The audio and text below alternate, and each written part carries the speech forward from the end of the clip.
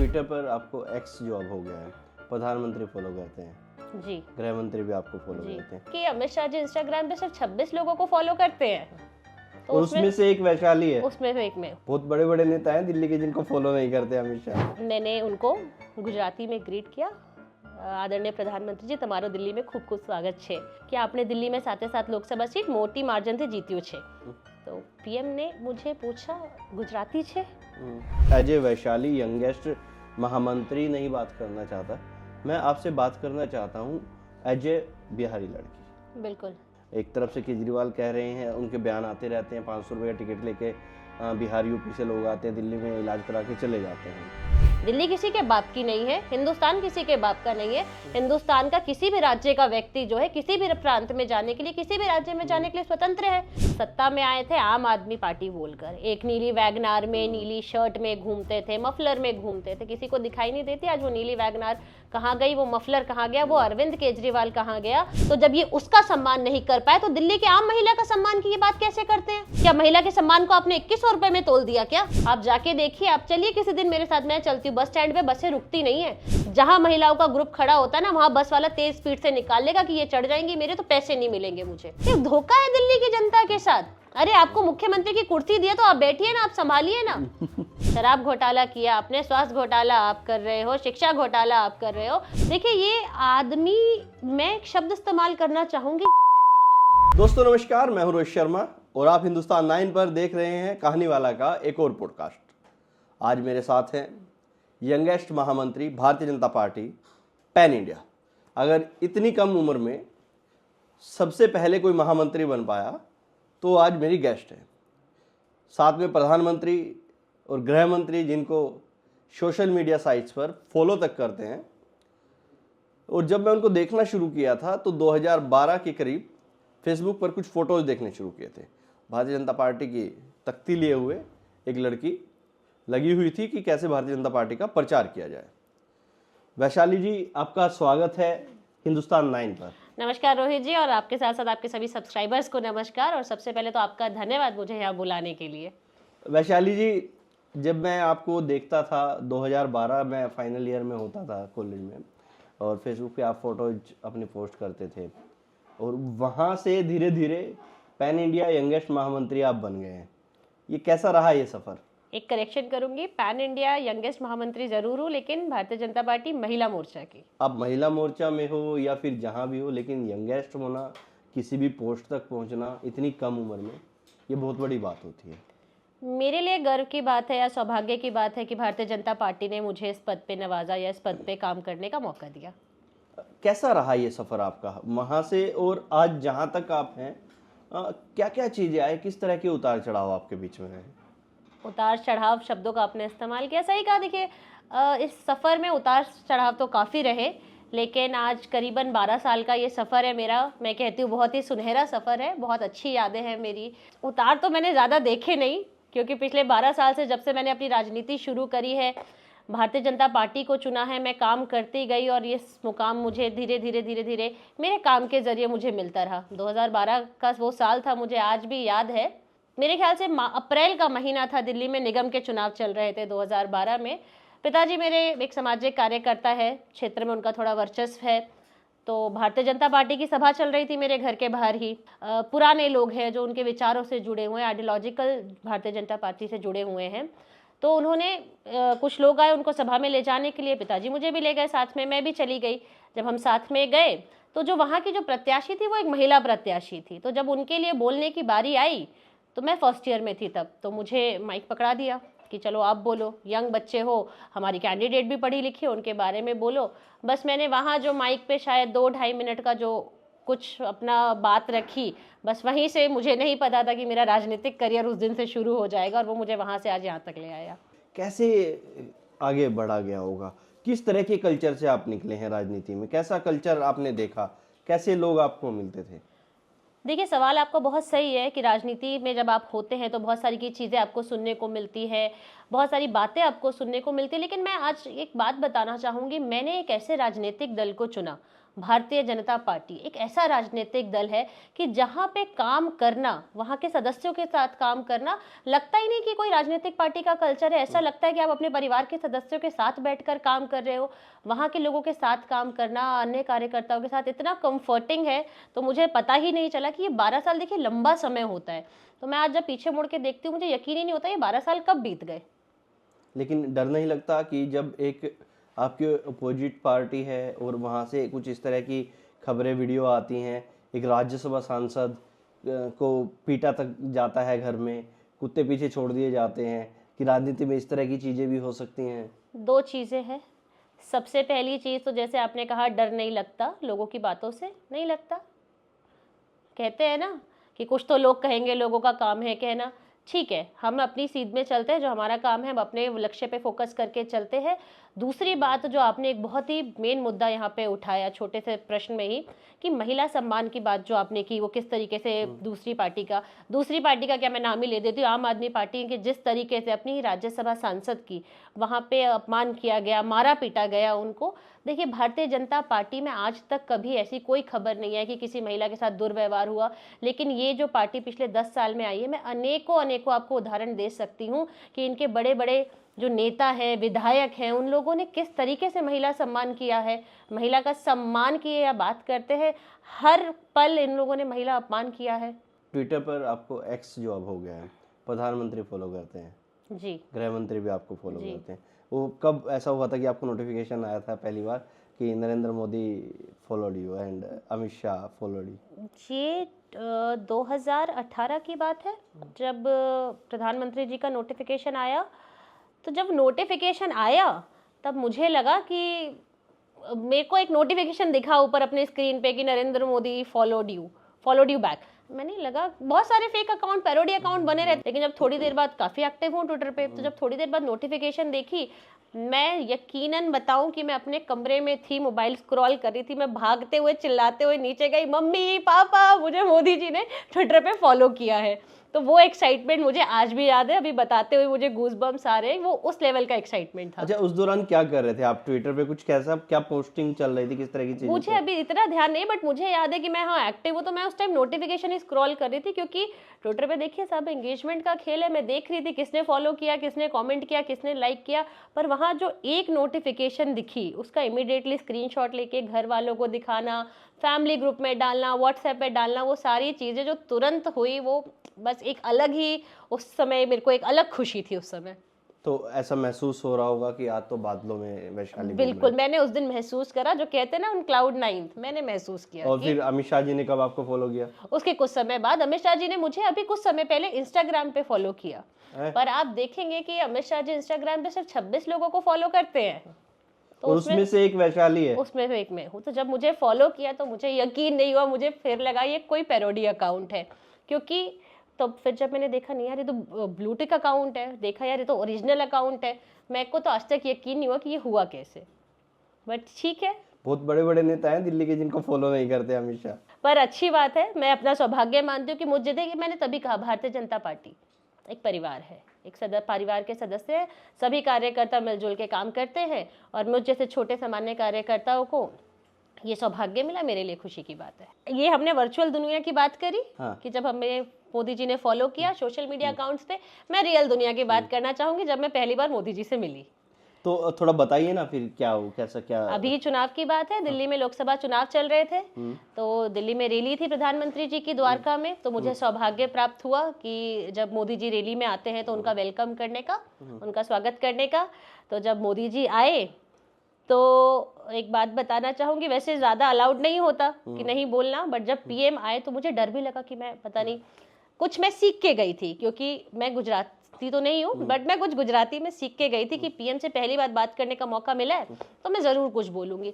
लेकिन जब तक पीएम नहीं आए तब तक मुझे इतना डर लग रहा था कि मैं आई वॉज लिटरली शिवरिंग कि मैं बोल पाऊंगी नहीं, कुछ गलत तो नहीं बोल दूंगी, गुजराती आती नहीं है, सीख कर आऊँगी, कहीं कोई शब्द उल्टा नीचे ऊपर नीचे कर दिया तो गड़बड़ ना हो जाए। अंत में क्या हुआ, पीएम आए, तो पीएम आए, उन्होंने जैसे नमस्ते किया हुआ था तो मैंने भी नमस्ते किया, और मैंने उनको गुजराती में ग्रीट किया, आदरणीय प्रधानमंत्री जी तमारो दिल्ली में खूब खूब स्वागत छे। तो बात हुई, पीएम ने हंसा, अब शोर इतना था पीछे, मैं उसके स्टेज के पीछे, तो मैंने उनको एक चीज़ और बोली कि आपने दिल्ली में 7 लोकसभा सीट मोटी मार्जिन से जीती छे। तो पीएम ने मुझे पूछा गुजराती छे, हाथ उनका ऐसे था गुजराती छे। मैंने लाइन लर्न कर रखी थी कि नहीं, वो गुजराती नछी। मैंने वो पूरा सेंटेंस लर्न किया था कि मैं वलसाड़ लोकसभा में गई थी जब चुनाव के लिए, तब मैंने थोड़ी सी सीखी। पीएम ने ऐसे ईयर टू ईयर स्माइल दिया और वो फिर आगे नमस्ते करके आगे वॉक करके। तो वो जो 20 सेकंड जो थे वो, अब आप क्लाउड 9 की बात करे थे, मैं तो 90th क्लाउड पे थी उस टाइम, कि इस तरीके से पीएम ने अगर वो एक शब्द भी मेरे से पूछा कि आप गुजराती हो, या मुझे 10 सेकंड दिए वहां पे बात करने के लिए, तो मेरे लिए बहुत बड़ा दिन था। हाँ, दिल्ली पे मैं थोड़ा सा बात करना चाहता हूँ आपसे, और दिल्ली पे भी मैं आपसे एज ए वैशाली यंगेस्ट महामंत्री नहीं बात करना चाहता, मैं आपसे बात करना चाहता हूँ एज ए बिहारी लड़की। बिल्कुल। आज जो बिहारियों को, पूर्वांचलियों को लेकर दिल्ली में राजनीति हो रही है, जिस तरह से राजनीति में बिहारियों को और पूर्वांचलियों को घसीटा जा रहा है। एक तरफ से केजरीवाल कह रहे हैं, उनके बयान आते रहते हैं, 500 रुपये का टिकट लेके बिहार यूपी से लोग आते हैं, दिल्ली में इलाज करा के चले जाते हैं, और अब भी वो कह रहे हैं कि बिहारियों के और पूर्वांचलियों के वोट बनाए जा रहे हैं। तो आपके परिवार में, फैमिली में किस तरह की बातें होती है जब इस तरह के बयान आते हैं? क्या दिल्ली किसी के बाप की है क्या? कोई देश से आ नहीं सकता क्या? कैसी बात होती है यहाँ पे? देखिए, आपने जो सवाल किया पहले, उससे पहले मैं आपके सब्सक्राइबर्स को क्लियर करना चाहूंगी कि आपने बोला बिहारी लड़की। मैं बिहार से हूँ, मैं दिल्ली में रहती हूँ, दिल्ली में राजनीति करती हूँ, लेकिन मेरी जो रूट्स हैं वो बिहार की हैं। तो व्यक्ति को अपनी रूट्स कभी नहीं भूलनी चाहिए। मैं बिहार के मुजफ्फरपुर की बेटी हूँ और दिल्ली में मेरा लालन पालन दिल्ली में हुआ है, लेकिन मैं अपनी रूट्स को कभी नहीं छोड़ती।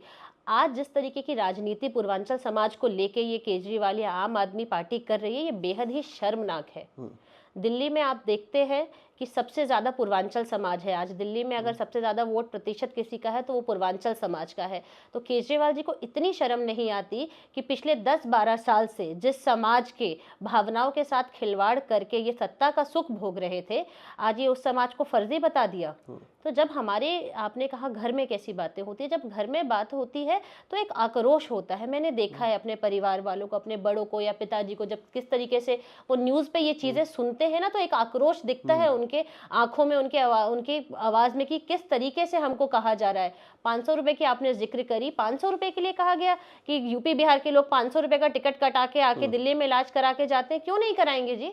दिल्ली किसी के बाप की नहीं है, हिंदुस्तान किसी के बाप का नहीं है। हिंदुस्तान का किसी भी राज्य का व्यक्ति जो है, किसी भी प्रांत में जाने के लिए, किसी भी राज्य में जाने के लिए स्वतंत्र है। दिल्ली देश की राजधानी है। अगर दिल्ली देश की राजधानी होने के नाते दिल्ली में अच्छी सरकारी सुविधाएं आए, दिल्ली में अच्छी मेडिकल सुविधाएं आए, तो कोई व्यक्ति क्यों नहीं आएगा? और कौन सा 5 लाख रुपए का केजरीवाल जी क्या दे रहे हैं? दिल्ली में आपने कौन सी आयुष्मान योजना लागू कर दी है? बोलने के लिए तो आप कुछ भी बोल देते हैं। उस तरह का लगता है कि हाँ, ज्यादा ही छींटाकशी हो रही है। बिल्कुल ज्यादा छींटाकशी हो रही है। केजरीवाल खुद हरियाणा से हैं। बिल्कुल, आपने हरियाणा का जिक्र करा, पर अब एक बार फिर से सोचिए, आप फिर पूर्वांचल की बात आती है तो मेरा खुद खून खौलता है, क्योंकि मैंने जिक्र किया मैं पूर्वांचल से हूँ। किस तरीके से हमारे समाज को गाली दी जाती है। एक बार तो आपने कोविड का समय हम सबने देखा कि किस तरीके से जो हमारा जो पूर्वांचल समाज के लोग थे, बिहार यूपी के लोग थे, हजारों हजार लोग जो पलायन कर रहे थे दिल्ली में कोविड के समय पे, कौन लोग थे? वो पूर्वांचल समाज के लोग थे, जो अपने दिन दिहाड़ी करके मजदूरी करके, छोटा मोटा करके अपना इज्जत से, सम्मान से 2 पैसे कमा रहे हैं। तब तो ये सरकार उनके सुध लेने नहीं आई, उनको छोड़ दिया कि जाओ जी, पैरों पे आप 1000 किलोमीटर की यात्रा करो, हम नहीं देखेंगे। कल इतना बड़ा बयान केजरीवाल जी का कि यूपी बिहार के लोग फर्जी वोटर बना रहे हैं यहाँ पे।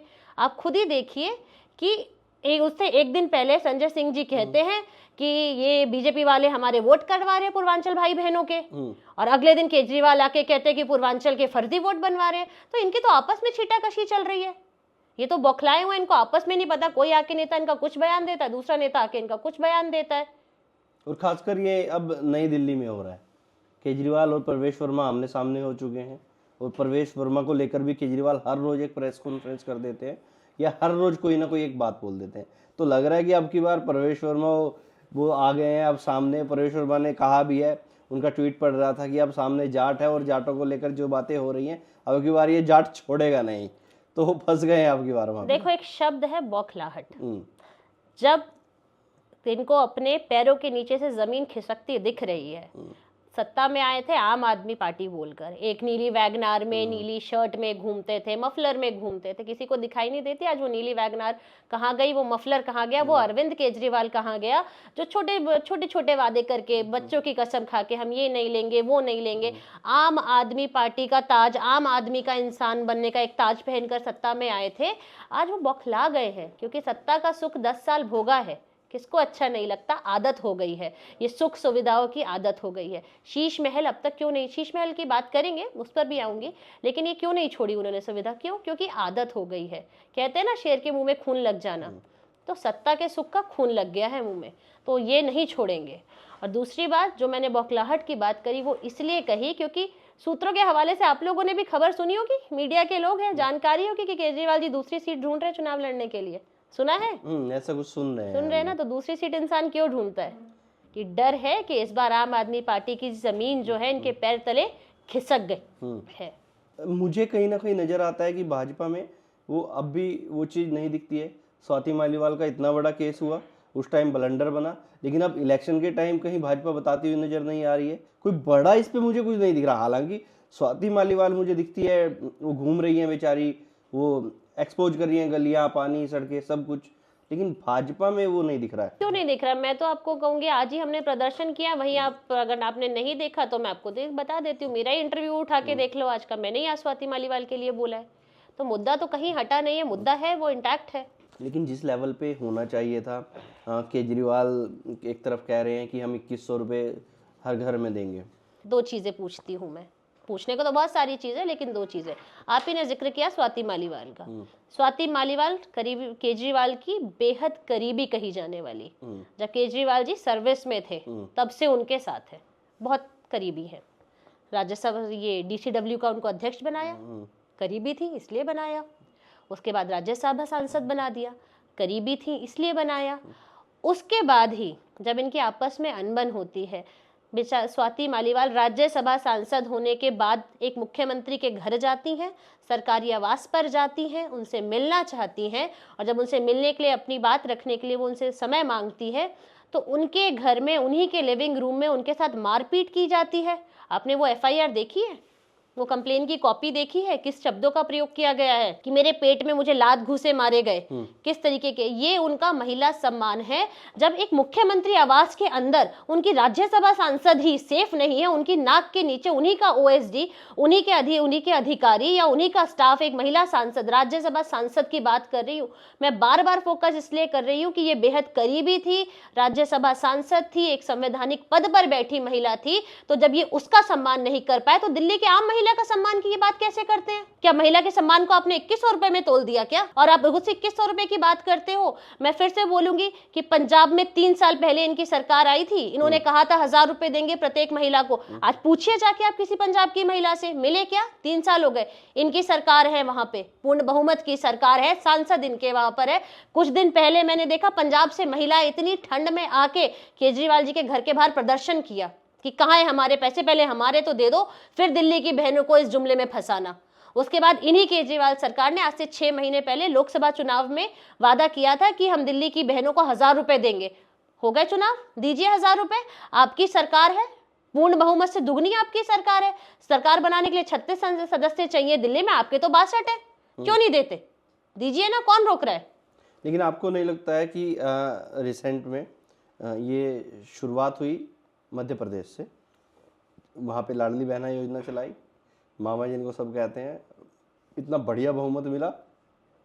उसके बाद ये योजना अलग अलग प्रदेशों में गई, ये महाराष्ट्र में हुआ, फिर झारखंड में हुआ, और फिर उसके बाद अब हरियाणा चुनाव में भी कुछ ऐसे फॉर्म भरवाए गए थे भारतीय जनता पार्टी की तरफ से कि वहाँ पे भी ये पैसा मिलेगा, और अब दिल्ली में आ रहा है। एक चीज़ जो इससे निकल के आती है कि भारत की महिलाएं एकदम लॉयल है, वो जो उनको वहाँ तक पहुँचा रहा है, जो उनके लिए योजनाएं बना रहा है, उसको वो रिटर्न गिफ्ट कर रही हैं, बहुमत तक पहुँचाने का काम कर रही हैं। तो दिल्ली में भी नहीं लगता कि केजरीवाल की ये योजना फंस जाए। आपने कहा कि महिलाएं लॉयल है, हाँ ठीक बात है, सरकारी योजना है, सरकारी योजना के लिए जनता को लॉयल होना चाहिए। सरकारी योजनाएं बन किसके लिए है? जनता के लिए बन रही है ना। लेकिन फर्क है, आपने कहा कि लॉयल हो जाए, यहाँ पे नहीं होंगी।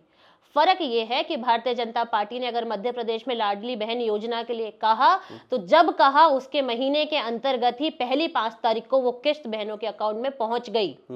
लेकिन मैं तो यहाँ पे आपको बार बार उदाहरण दे रही हूँ ना कि 3 साल से इनकी सरकार थी, नहीं आए पैसे, नहीं दिए। 6 महीने पहले बोला नहीं दिए पैसे, कहाँ दिए? बसों में मार्शल बोले, कहाँ दिए? कैमरे इन्होंने बोले महिला सम्मान के लिए, कैमरे लगाए, आज चलते ही नहीं है। बसों में महिलाओं को कहते हैं कि हमने टिकट फ्री कर दी महिलाओं के लिए। आप जाके देखिए, आप चलिए किसी दिन मेरे साथ, मैं चलती हूँ बस स्टैंड पे, बसें रुकती नहीं है। जहां महिलाओं का ग्रुप खड़ा होता है ना, वहां बस वाला तेज स्पीड से निकाल लेगा कि ये चढ़ जाएंगी मेरे, तो पैसे नहीं मिलेंगे मुझे। तो ये हालत है। कहने को कुछ भी है लेकिन जमीन पर योजनाएं नहीं है, इम्प्लीमेंट नहीं हो रही है। यही फर्क है भारतीय जनता पार्टी की सरकार में, केजरीवाल की सरकार में, कि भारतीय जनता पार्टी जो कहती है वो करती है। चाहे वो महिलाओं का सम्मान हो, बुजुर्गों का सम्मान हो, युवाओं के लिए बात हो, भारतीय जनता पार्टी जो कहती है वो करती है। इसीलिए महिलाओं को भी अब समझ में आ गया है कि किस पार्टी को चुनना है, किसके साथ लॉयल रहना है, कौन सरकारी योजनाएं बनाता है, कौन उसको इम्प्लीमेंट करता है और कौन नहीं करता है। इसलिए आम आदमी पार्टी के साथ इस बार आपको दिल्ली की महिलाएं नहीं दिखेंगी। शीश महल का एक बहुत बड़ा मुद्दा है दिल्ली में।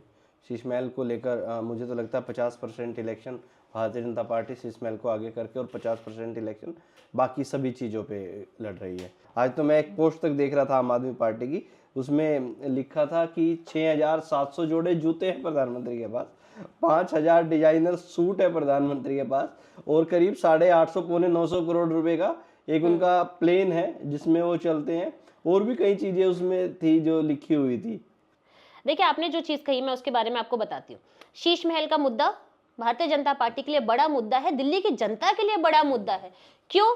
क्योंकि ये वो पार्टी है, ये वो लोग हैं जो ये कहकर आए थे कि हम ना गाड़ी लेंगे, ना बंगला लेंगे, ना कुछ लेंगे, ना सिक्योरिटी लेंगे, हम आम आदमी पार्टी की तरह रहेंगे, आम आदमी इंसान की तरह रहेंगे और उसी तरीके से हम आम आदमी पार्टी को चलाएंगे। तो ये इन्होंने घर घर जाके प्रचार करा कि हम तो आपके जैसे हैं जी, आम आदमी है जी, अपने घर में रहेंगे। अपने, मैं आपको अपने यहाँ की बता देती हूँ, मेरे क्षेत्र की विधायिका जैसे ही जीती, महीने भर के अंदर मकान बाहर, मंगोलपुरी विधानसभा क्षेत्र से रोहिणी शिफ्ट हो गई, आज रोहिणी से प्रीतमपुरा शिफ्ट हो गई। तो विकास तो अपना चल रहा है। और मैंने, आपने कही शीश महल की बात, ठीक है, मैंने अभी परसों इनकी तथाकथित सीएम, जो तथाकथित सीएम, आपने वो देखी है इनकी वीडियो, पंचायत वाला वीडियो कुर्सी छोड़ वो रो रही हैं कि भाई ये कुर्सी तो हमारे मुख्यमंत्री, ये धोखा है दिल्ली की जनता के साथ। अरे आपको मुख्यमंत्री की कुर्सी दी है तो आप बैठिए ना, आप संभालिए ना। अगर आप सक्षम नहीं है तो आप मना कर दीजिए, आप इस्तीफा दे दीजिए कि मैं सक्षम नहीं हूँ ये कुर्सी संभालने के लिए। लेकिन साथ में दूसरी कुर्सी लगा के ये कुर्सी सीएम अरविंद केजरीवाल जी के लिए खाली रहेगी, मैं तो पार्ट टाइम सीएम हूँ, ये क्या तरीका है जी? ये तो छलावा है दिल्ली की जनता के साथ। और उनका मैंने एक प्रेस कॉन्फ्रेंस देखा, रो रही हैं कि छत टूटने वाली थी, उनके बूढ़े माँ बाप रहते हैं, छत टूट के गिर जाती उनके ऊपर। छत टूटनी थी, छत रिपेयर करा लेते। हजारों करोड़ रुपए का खर्चा तो नहीं आता छत रिपेयर कराने में।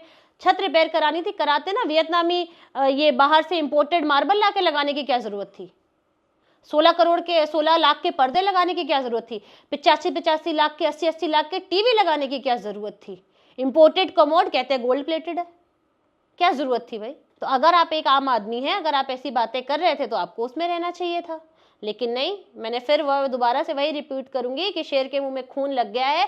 सत्ता का सुख इतना प्यारा लग रहा है कि अब तो राजाओं वाली जिंदगी जीनी है, खूब आलीशान तरीके से जीना है और अब इस सत्ता को हाथ से नहीं जाने देना। उसके लिए बौखलाहट में साम दाम दंड भेद जो इनको लगेगा ये वो कर रहे हैं। जीने कहाँ देते हैं आप?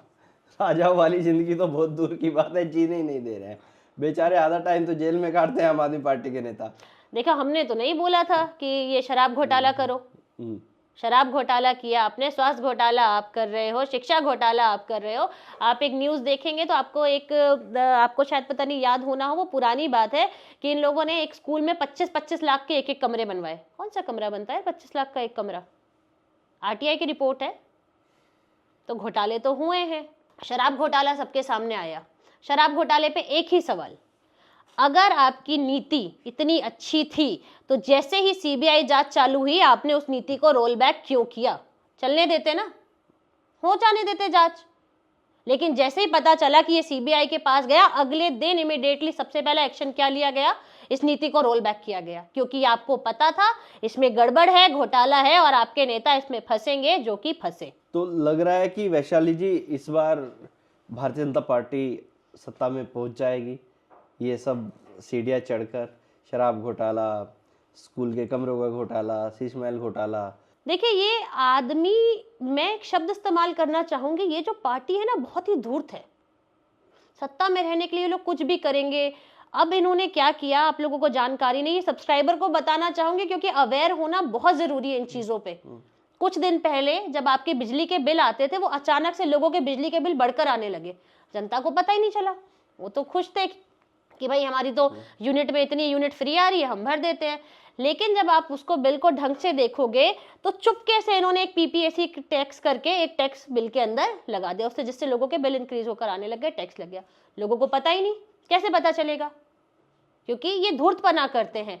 जब भारतीय जनता पार्टी को पता चला, हम लोगों ने, भारतीय जनता पार्टी के कार्यकर्ताओं ने दिन रात सड़कों पर लगातार संघर्ष, और ऐसा नहीं है कि लुटेन जोन में किया, दिल्ली के गली कोने नुक्कड़ों पर जाकर धरना किया, जनता को अवेयर किया, महिलाओं को बताया कि आपके बिल इस कारण से बढ़कर आ रहे हैं। और ये एलजी के पास हमारे जो नेता है, शीर्ष नेतृत्व, वो गया और इस टैक्स को रोल बैक कराया है। सबसे जो बड़ी चीज है आज भारतीय जनता पार्टी की तरफ जब मैं देखता हूँ, एक तरफ केजरीवाल लिखते हैं आम आदमी का मुख्यमंत्री का चेहरा केजरीवाल, दूसरी तरफ लिखते हैं भारतीय जनता पार्टी का मुख्यमंत्री का चेहरा, मैंने देखा एक पोस्टर था गाली गलौज पार्टी। चलो आप सवाल पूरा करो, मैं फटाफट से जवाब दे देती हूँ। उसमें वो नाम लेते हैं आपके एक नेता हैं प्रवेश वर्मा, दूसरा बिधूड़ी का नाम लेते हैं, और तीसरा उसमें फोटो बदलते रहते हैं, किसी भी नेता का फोटो बदल देते हैं उसमें, कभी किसी का लगा देते हैं, कभी किसी का लगा देते हैं, खासकर इन दो नेताओं पे। वही तो कह रही हूँ, बौखलाहट है, उनको पता ही नहीं कि उनको करना क्या है, कभी इसको कभी इसको कभी इसको, उनको पता ही, सब में एकदम जबरदस्त बौखलाहट है। इनके नेताओं को करना क्या है इनको यही नहीं पता। मैंने आपको बोला ना, संजय सिंह आके कहते पूर्वांचलियों के वोट कटवा दिए, केजरीवाल जी कहते पूर्वांचलियों के वोट बढ़ा दिए, इनको खुद को नहीं पता क्या करना है। भारतीय जनता पार्टी का सीएम कौन, आपने मुद्दा। सबसे पहली बात तो केजरीवाल जी सीएम बन सकते हैं क्या? कोर्ट का ऑर्डर है, बन जाएंगे सीएम।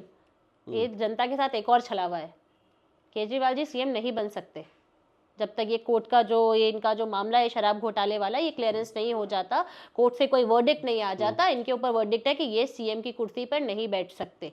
जिस तरीके से पिछले हमने देखा कि कोर्ट ने ऑर्डर दिया था बेल के समय पे, आप सीएम ऑफिस नहीं जा सकते, आप कोई सरकारी फाइल साइन नहीं कर सकते, तो इनको रिजाइन देके एक तथाकथित सीएम दिल्ली के लिए देना पड़ा।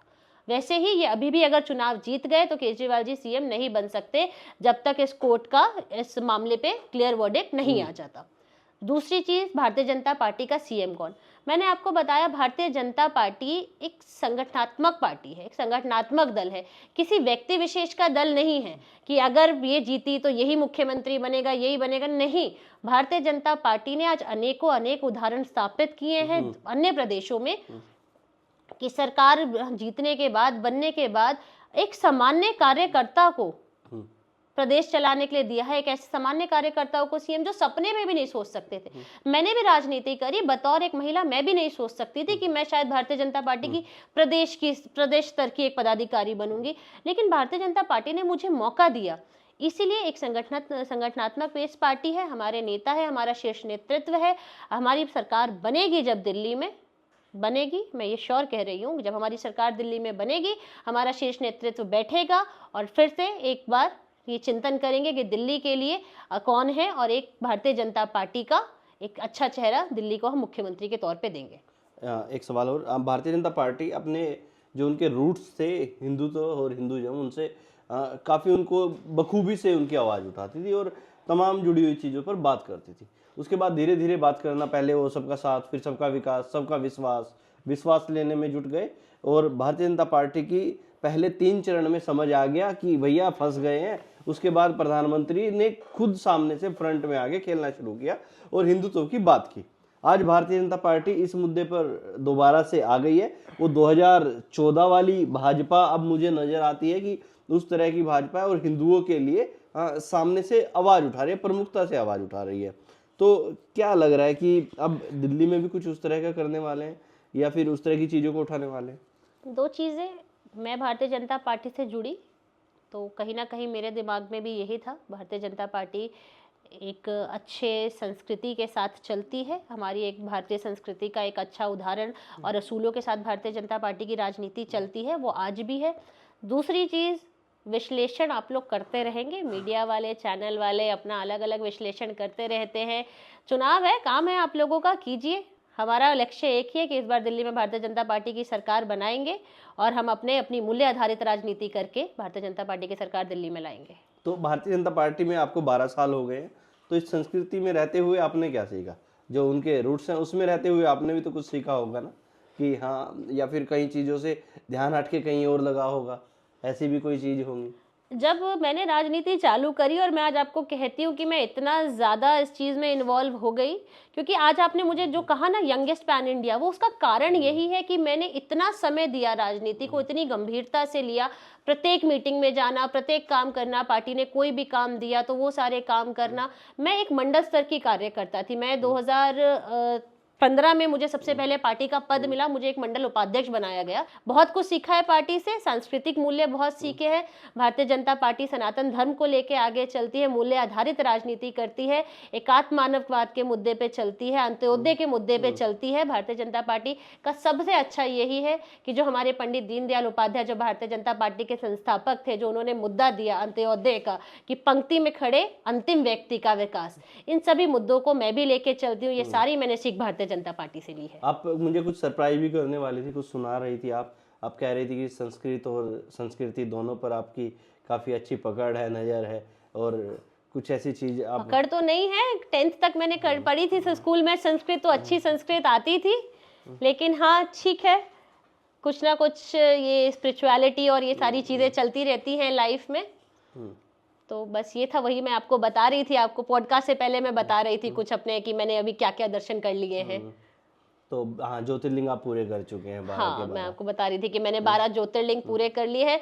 शिव जी की कृपा है मेरे ऊपर कि इस उम्र में काफ़ी सारी चीज़ें मैंने अचीव कर ली है। तो उसमें से ये सबसे बड़ा मेरा अचीवमेंट जो मैं मानती हूँ कि मैंने अपने, अब एज तो नहीं बताऊंगी, लेकिन हाँ मैं अपने 30s में लगने से पहले मैंने अपने 12 ज्योतिर्लिंग और 4 धाम जो है वो पूरे कर लिए शिव हैं। जी की पूरी कृपा है? शिव जी की पूरी कृपा तो जल्दी शादी होने वाली है इसका मतलब।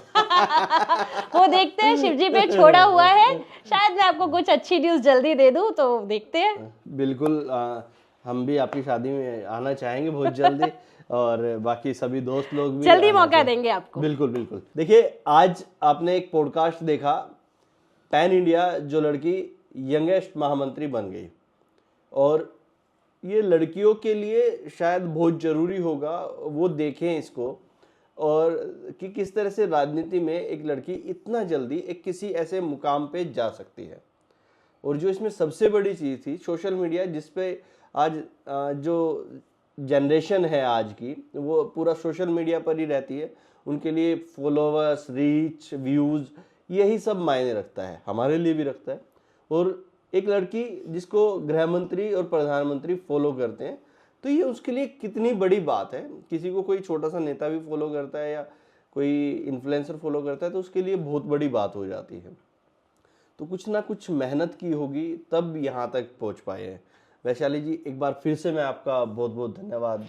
बहुत बहुत धन्यवाद रोहित जी आपका, आपके सभी सब्सक्राइबर्स का। और नया साल चल रहा है, तो नया साल का पहला हफ्ता है, तो शुरू में भूल गई, लेकिन आखिरी में आपको और आपके सभी सब्सक्राइबर को साल 2025 की हार्दिक शुभकामनाएं देती हूँ। आप सबका साल मंगलमय हो।